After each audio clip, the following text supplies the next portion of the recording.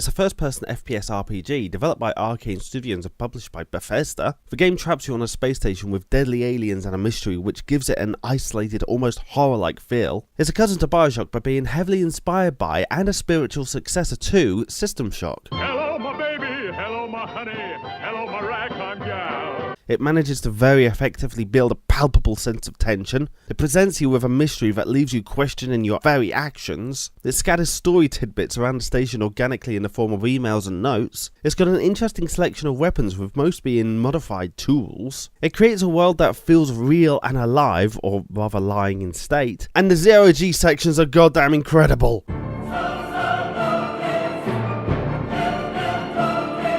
There are several graphical bugs here and there, especially with weapon models not displaying. The aliens, although different in ways, fill much the same roles as generic video game enemies, and it's got a really annoying Resident Evil style inventory.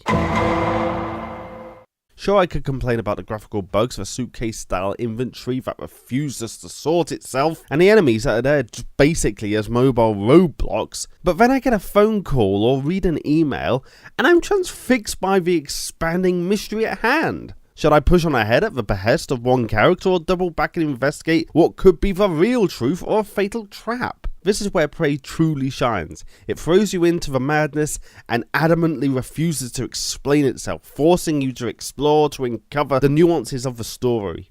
This in itself clearly gives away its heritage as being a spiritual successor to System Shock, and in a lot of ways it's actually truer to its inspiration than Bioshock. First and foremost because of its science fiction setting, and secondly because the basic melee weapon is a good old trusty wrench. As expected, the game looks and plays very similarly to Dishonored, also developed by Arkane, but what I did not expect was the alien isolation style tension that builds when you are trying to avoid a patrolling alien with nothing but 3 rounds in your glue gun.